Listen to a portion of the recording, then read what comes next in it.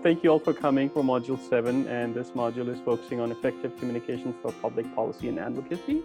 And during this module, we will learn to do some power mapping and ways to success part. And this module is organized by Union. With that, our first speaker today is Erin Rodriguez, and I'm excited to introduce her. She's a legislative advocate at UCS, the Union of Concerned Scientists, with previous experience working for the state legislature and California Environmental Protection Agency. At UCS, she focuses primarily on clean energy, transportation, and water policy. Day to day, Erin advocates for bills at the Capitol, as well as implementation of environmental regulations at various state agencies. She grew up in the Central Valley and has a bachelor's in political science. So first we're going to hear from Erin, and then we're going to do a deeper dive into power mapping with Joyce, and then we'll have a chance for breakout groups, and there will be Q&A interspersed throughout. So we're really looking forward to interacting with you all tonight. And with that, I'm going to hand it over to Erin. Thanks, Melissa. Let me share my screen. Perfect. Okay, Perfect. Thank you all. Yeah, technical difficulties in 2020. Well, thanks for that, Melissa, and thank you all for hearing more about political advocacy within the science realm, and I'm really excited to share a little bit more about my day-to-day. I am a lobbyist, and as you just heard, I am not a scientist, so I always start out by saying that to any science action-oriented groups. It's not my expertise, but I do have expertise in policy and specifically the California State Legislature. So today, we're going to talk about the California's Advanced Clean Truck Rule, and I'm going to focus more on the California Air Resources Board, which some of you may be familiar with, but CARB is the lead agency in the state for all of the climate change programs, all of our air pollution control efforts in the state, and then also responsible for maintaining air quality standards. So they're a huge entity. There's, I think, almost 1,000 employees throughout the state. They're headquartered here in Sacramento, and they employ a lot of scientists across different disciplines. Yeah, so we're going to go over one of the regulations that we worked on earlier this year, or for the past 3 years, I should say. So what was the Advanced Clean Truck Rule?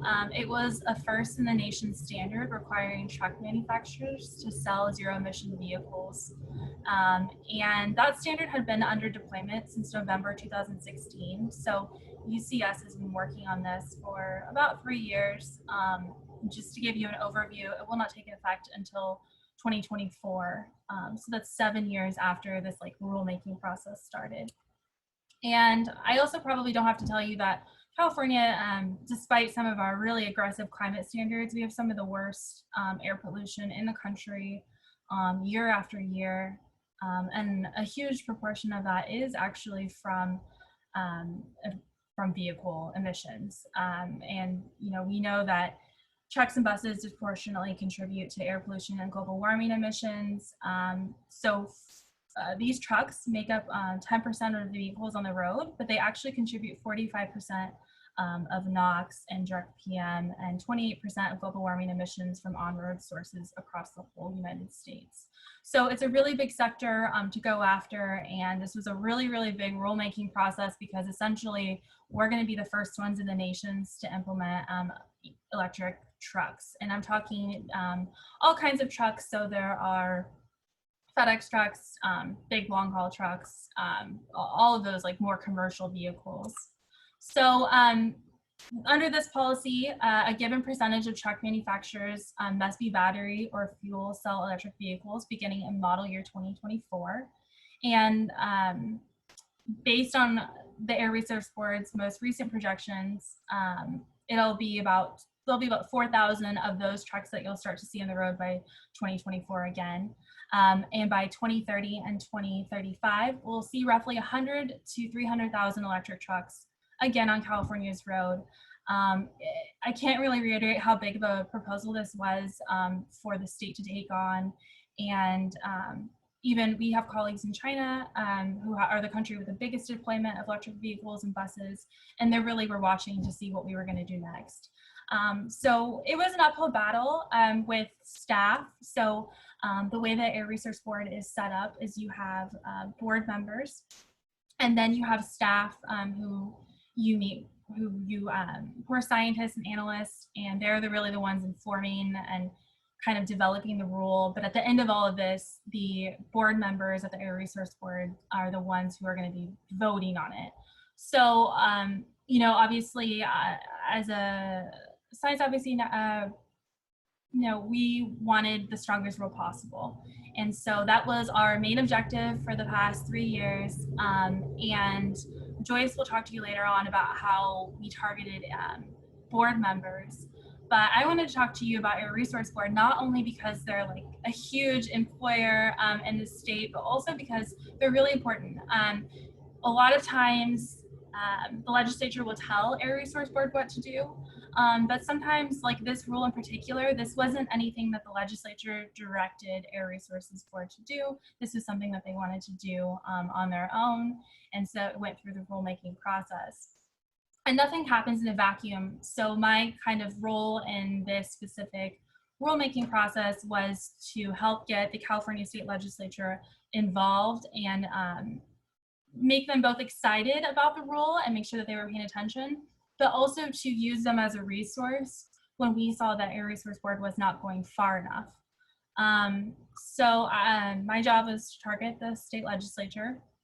And I did that through a basically letter campaign.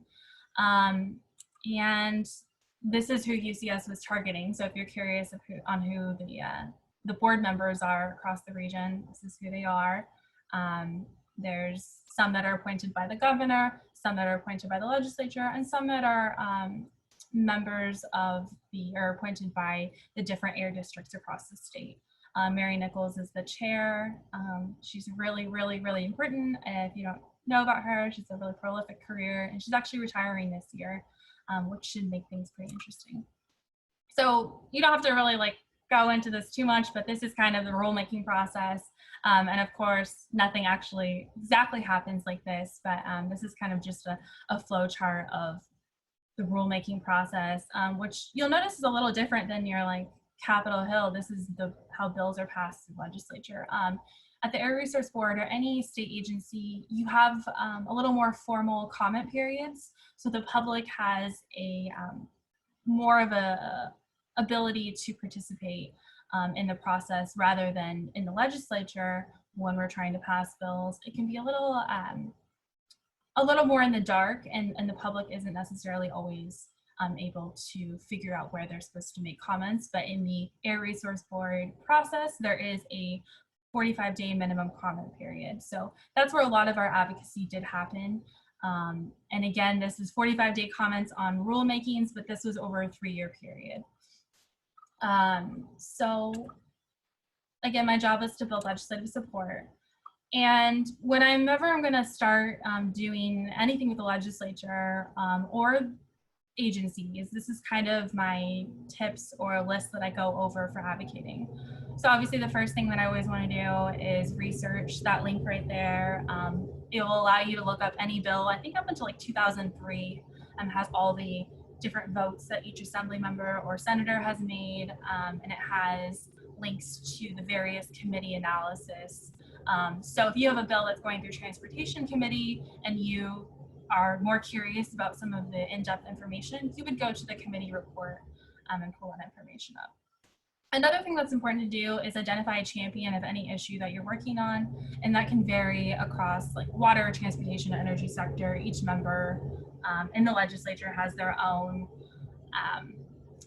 kind of a special interest, or donors, if you want to go that way. And then I think something that's really, really important is to know your who you're a constituent of.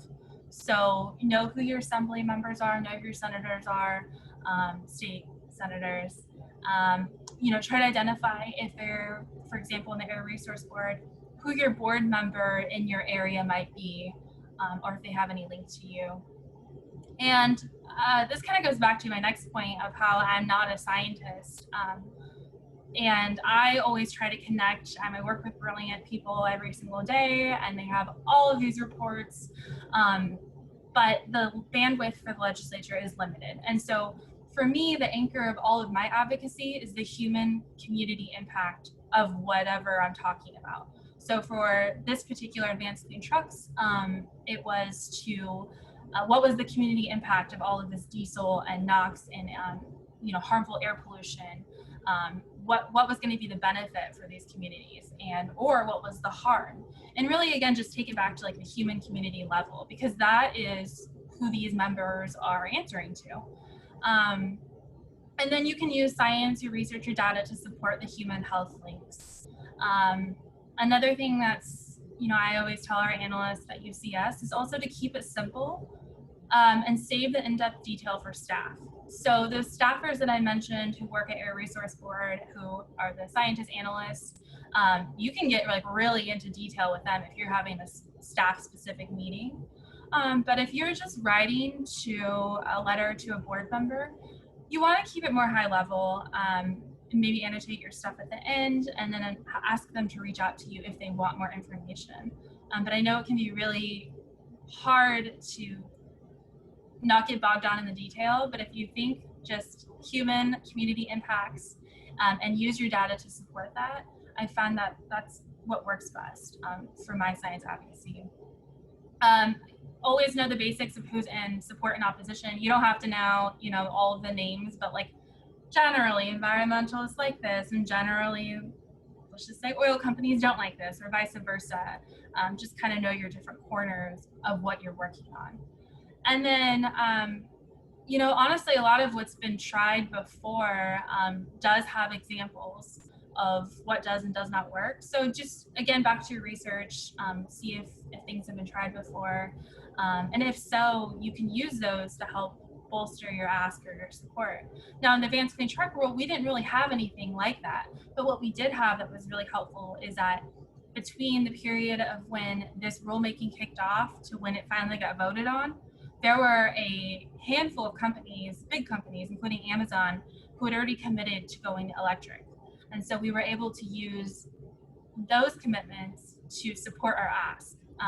So it had, the wheel was being invented, but there were other companies starting to come on, and that makes it a little more helpful. And then last, be patient and persistent. I find that when you're talking to legislators or their staffers, they have a million, being a former staffer, I know that you have usually like 5 to 6 different topics that you're working on, and they rarely all are the same. But if you can make a connection, or if you just keep reaching out to them, I think that being patient and persistent is really helpful. I like to just send reports to the staffers who I know are interested in environmental topics, and I'm not usually asking for anything. I'm just kind of sharing information, but building that connection with them so that when I do make an ask, they are at least somewhat familiar with the work that we're doing. And this is an example of the letter. So I mentioned that I did a letter campaign. So what I did is I went around to, oh my gosh, I probably went to every single office. So it was like over 100 offices, and I kind of just started talking to them about this rule in particular. And I would say like 99% of them had never heard of this standard before. So I had to really like start from the top. This is where we are, this is where we're going. And I, asked them at the end to support the rule, because although the Air Resource Board does not answer to the legislature, there is a very push and pull relationship there. And it was powerful to have legislators weigh in on something that these board members were going to end up passing. And so if you look at my letter, it's pretty simple. I'm kind of, once again, like laying out what we're doing, the proposal, and then you'll see like I'm going back to the human health impact of, and I also called on how this proposal is modeled after something else. So you're calling attention to things that have happened, and this is kind of how it's the same, and then back to the human health community impact of it all. And I just told you how many members I reached out to, and I actually only got, at the end of the day, I think like this many staff or members to sign on, which, believe it or not, is actually a pretty good number in the legislature to get that many members engaged. this was just a small thing, but I do think that it helped, again, signal to board members that there was legislative support for this, and provide them a little bit of cover to feel more comfortable adopting this stronger rule. So I did 2 different versions of that, of this sort of letter to continue signaling support. And after the rule passed, which we were really pleased about, I went and followed up with all of these offices and sent them, we do blogs quite frequently at UCS, and I sent them all a blog, let them know, hey, this is the outcome, because I know that in a year from now, 2 years from now, I'm going to need them probably again on advanced clean truck, or truck related regulations that will occur, and they're already familiar with kind of what's gone on and what they've already supported. So that's kind of the end of what I had to say on this particular rulemaking process. Joyce will talk to you about it in a little bit, but obviously they were doing more on the external, but I did see a place, and the reason I picked this is because sometimes the legislature fits into places where you don't really necessarily see them fitting into because they're not in the legislature. But they can help in many different facets of advocacy, whether, even city council or board of supervisors. So that's the end of what I had. Melissa, if you want to take it to Q&A. Yeah, absolutely.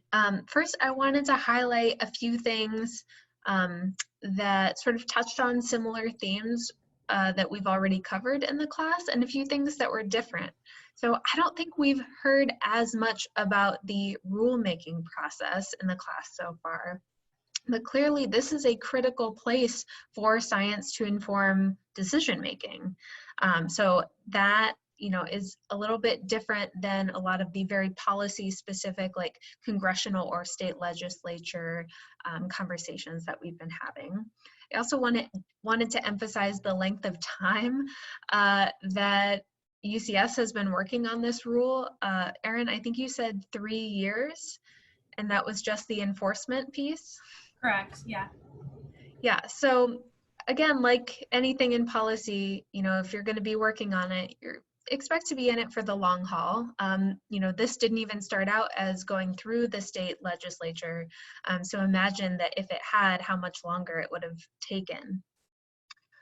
I also wanted to emphasize something that Erin said around how important California is specifically around state policy. I think that Chanel and some of the other folks who have gone through the California State Policy Fellowships have emphasized this, but I mean, California really does set the standards for the US in a lot of areas, and clearly emission standards is one of them. So the fellowship there is going to give you a great experience if you're interested in pursuing a policy career. If you have questions for Erin, we definitely have a few minutes for her to talk more about what it's like to work either with the state legislature in California or in some of the more regulatory spaces, since that's something you may not have heard as much about. I want to kick things off with a question to you, Erin. Can you talk a little bit more about how often the state legislature and federal state agencies, in California interact, and how could individuals know exactly how to get involved in that interface? Yeah, that's a great question. And unfortunately, it depends on which state agency. I'll be really honest with you, and hopefully this is, hopefully nobody here works at either one of these places, but ARB and the legislature do have a tense relationship.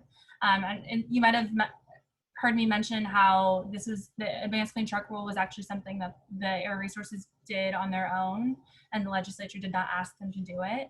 And sometimes the legislature gets really upset because Air Resource Board sets these big standards without their input. And so there is a little bit of tension there, definitely, and that exists across all state agencies, but given that it's a state agency, it is under the guise of the governor. The best way to get involved, I would say, in it's a little more formal in the regulatory realm. So if there's something going through the regulatory realm that you're really interested in, there is like a really great email sign up, and it'll alert you when things are coming out and when there's an opportunity to make public comment, where things are at. When you get to the legislature, it's a little trickier. You have to kind of know what you're looking for, like which bill you're looking for. But generally, you know, there's different committees for every single subject area, and they do have summaries. So the legislature just ended 20 days ago, and there's starting to be committee summaries out there. And I think it's really interesting to look through and see what bills, for example, in natural resources and water, looked at this year, because then you get an idea of what's relevant right now. But yeah, I mean, unfortunately, there's not a very, very clear-cut answer. But I would say definitely sign up for email listservs across any, all of the state agencies are really good at because they have to be legally good at notifying you of public comments, period, and all that. Just a quick follow-up to that.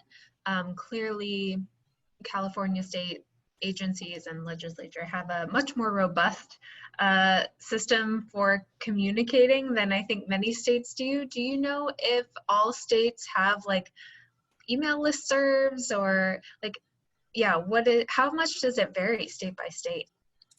That is also a great question. I don't know about every single state, but I do know that, I mean, just for a perspective, California is there's not that many states that have a full-time legislature. Like Oregon, for example, is a pretty big state. They only go, I think, what is it, Joyce, every other year or something like that.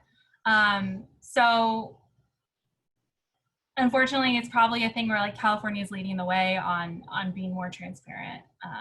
I think that what I will say though is the US EPA does have a very similar email setup, but state by state, I think it would vary. Great. And one more question before I kick it over to Joyce. You talked about bringing it back to the community and human health impacts on this as a key messaging point. Can you talk about what that looked like in some of your conversations? Yeah, so,